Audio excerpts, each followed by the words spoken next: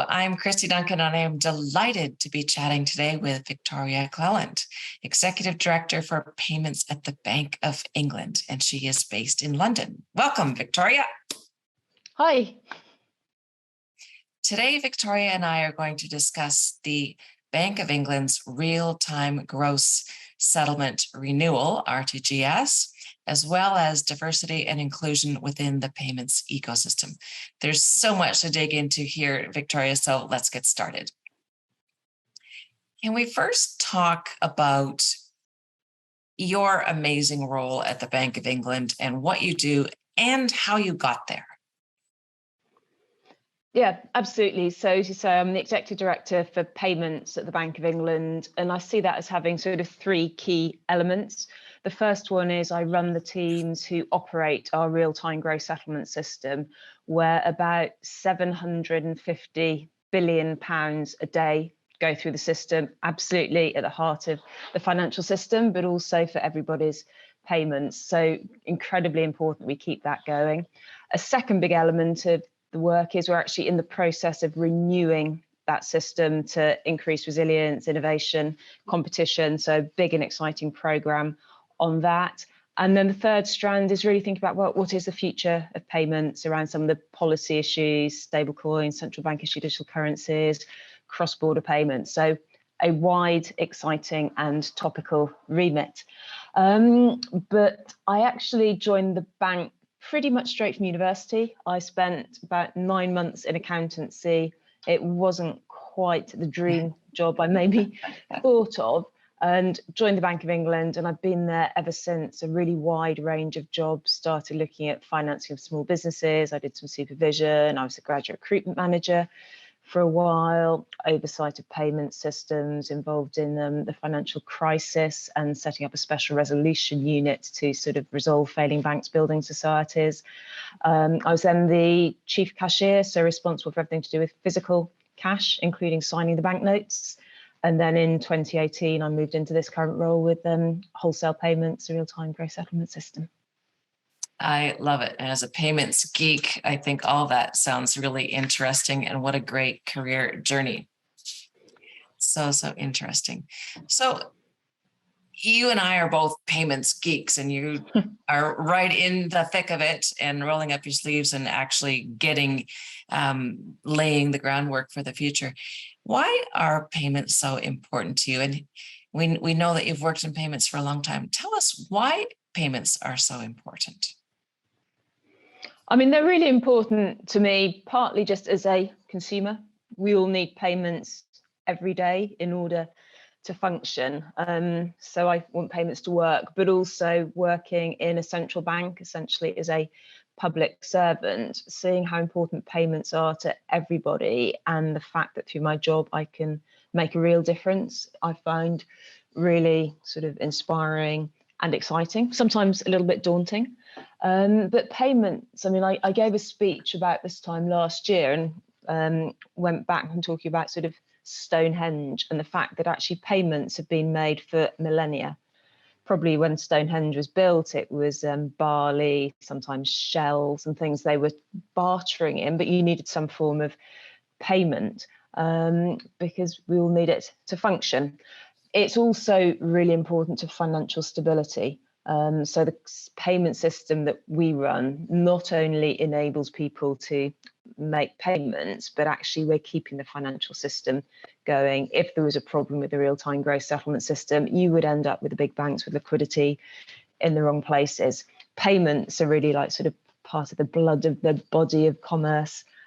So that they're really important in that way. And I just love the fact that you can see quite a tangible side of it through cash. So cash, key form of payment. When I was there, you can literally see it in people's pockets, but pretty much every payment made in the UK will ultimately come across the books of our RTGS system. So even getting money out of an ATM, at some point, the banks need to electronically transfer money to balance the accounts, and that'll come through the Bank of England.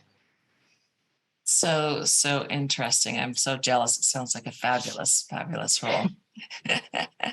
So you've mentioned a couple of times this RTGS, and of course we all know that real-time gross settlement systems are, as you say, kind of like the backbone of a lot of the payment system. And you talked about the renewal project that you're leading to help the RTGS kind of build new infrastructures. Can you tell us more about this amazing project? Yeah, so we're renewing the system partly to increase resilience. The current system was actually built 26 years ago now. And as I say to people, think what type of phone you were using 26 years ago.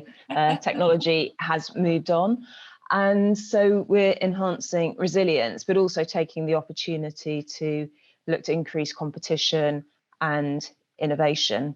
Worked very closely with industry to sort of set out the blueprint for the new system. So wanting to make sure that we were delivering not only what we as a central bank felt was important, but also what industry would need, and trying to sort of look forward to the future. It's a sort of once in a generation transformation program we're going through. So we want to make the most of it.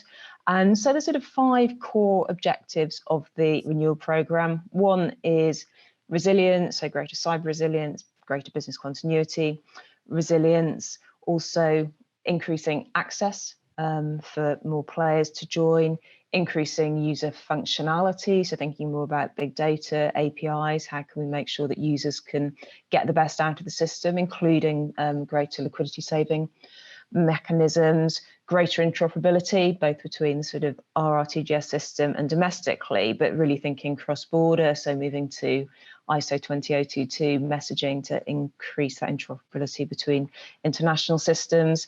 And then looking at the sort of the end-to-end risk management, not only for the RTGS system, but also thinking about the participants within that system and that broader ecosystem. So those are the sort of the key things we're doing.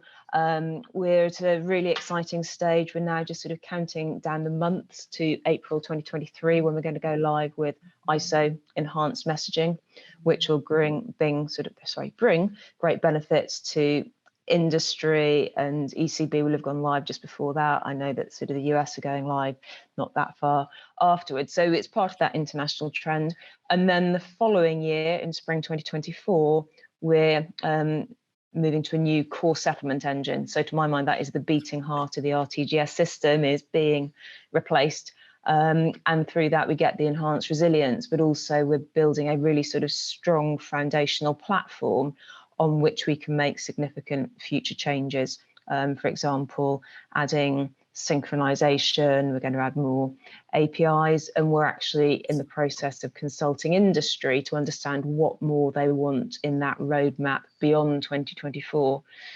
So, and I think you say you're a payments geek, you'll know that payments are constantly changing. We're on this big program for 2024, but we're already thinking, what next? We know that payments need to stay sort of way ahead of what's going on. So it's exciting doing that, and we're incredibly dependent on a great team within the Bank of England. We're working with Accenture, our technology delivery partner, but also we need industry to be ready. So working closely with direct participants in the UK, and we're learning hints and tips from our central banking colleagues around the globe.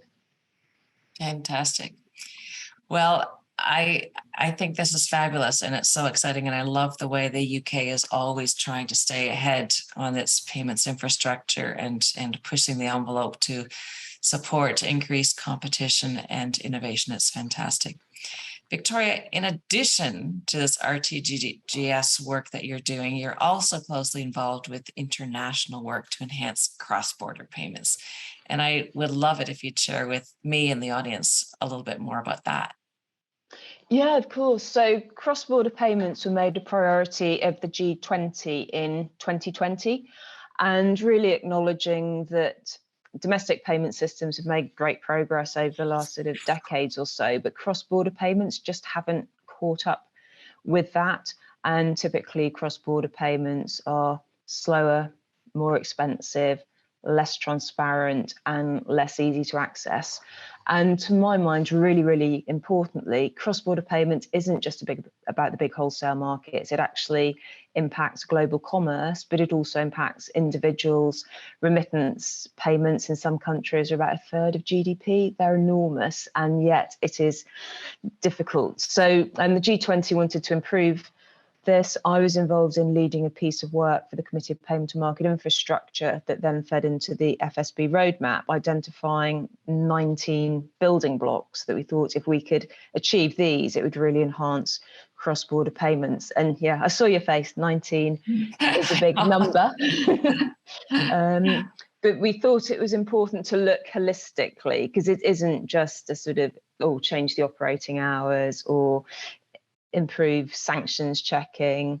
It's across the board. So we're looking at a number of things. So there are actions for central banks. So we're looking at operating hours, we're looking at access, we're looking at liquidity bridges. I promise I'm not going to list all 19, but there are other big chunks around sort of changes to regulation, changes to harmonization of messages, looking at data protection issues and how they can really impact payments. So 19 building blocks have been turned into a roadmap, and since then the FSB have set some clear targets for 2027 where they want cross-border payments to be hitting in terms of the 4 challenges around cost, speed, transparency and access. So now we, and I mean we very much, including everyone, it's got to be public sector and private sector, need to work to deliver this. A number of sort of important reports have been published, sort of trying to understand the issues, ideas about best practice. And so, for example, in the Bank of England, we're looking at the work on operating hours and thinking, okay, should we extend our operating hours? What would be the impact? Talking to industry in the UK, would you like us to extend? What would that mean? But from a very high level policy area, it's now got down to, okay, what actually needs to be done on the ground in different jurisdictions, and we're sort of getting ready to work more closely with industry, saying, okay, and this is what we need you to do, industry, because there'll be sort of investment changes in process and things for industry as well. But it's hard work, but it's a really big prize if we can enhance cross-border payments.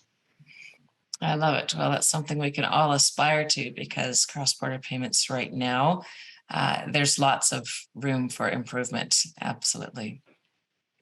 Well, this is exciting work that you're doing, Victoria. It's very long-term strategic, but I love the vision as we're building for the future to enhance the cross-border as well as the domestic payment systems that we have in place now.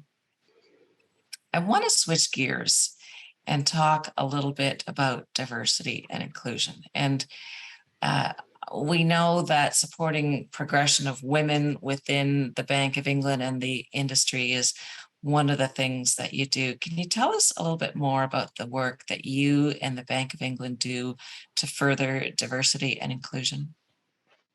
Yeah, absolutely. And I'm really pleased that you're using diversity and inclusion together, because to my mind, the two absolutely need to go hand in hand.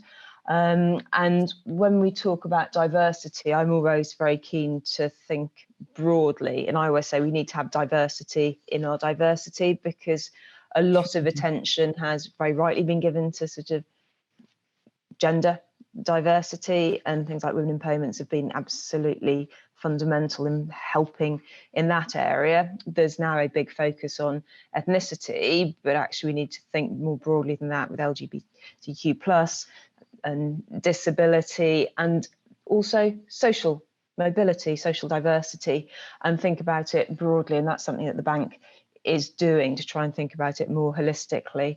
I'm actually the executive sponsor of the bank's Disability Network, which is a staff-led network to improve the lived experience for staff with disabilities, and also to increase understanding across the bank of those disabilities, so that managers can work more effectively and really bring the best out of people. And I'm also director of the Business Disability Forum, which is an organisation which is there enabling businesses to sort of get the best out of their staff with disabilities, but also thinking about sort of targeting customers with disability as well, which are an often forgotten group.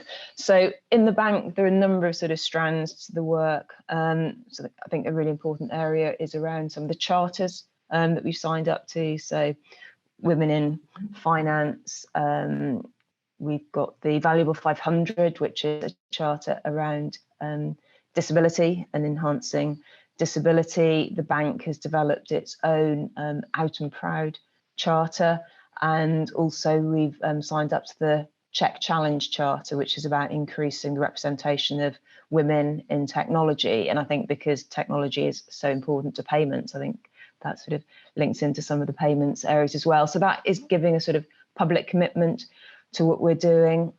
We've had a sort of very strong focus on what we can do to support people from these different characteristics. So, for example, there's a sponsorship program within the bank, and all of the executive directors, but also all of the governors are sponsors there, and we'll each have a sort of sponsee to sort of try and support through and actually actively sponsor. So, for example, when you're talking about career progression, making sure that your sponsee is remembered. We're moving to pooled recruitment. So rather than making a number of individual decisions that all look okay, actually putting it together and discussing maybe half a dozen head of division appointments and saying, okay, does that look right? Have we got the right mix? And some of these things we're already seeing pay real dividends in terms of the diversity and inclusion. But I think the absolute heart of it is more inclusive leadership. So what we have at the bank, and this was something Andrew Bailey, our governor, brought in, was very much need to be human and humble leaders. And that is really thinking about us as people and our sort of staff as people, and really supporting them, creating that inclusive environment, being role models. Sorry, I could spend the whole interview on this. There is a long list, but it is so important. Wow, it is a very long list, and it's really inspiring to see the leadership that you and the bank and your leadership have taken there, Victoria. Thank you for sharing that. I'm really floored at how much is going on there in addition to your day job. But this is really important, and it's nice to see it coming from a senior leadership level. Yeah. I want to ask another related question, and that is, how important do you think diversity is for the payments ecosystem as a whole, not just people working within it? You mentioned briefly the Business Disabilities Forum, not only for staff, but also for customers. Can you talk a little bit about diversity in the payments ecosystem, and is there a story there?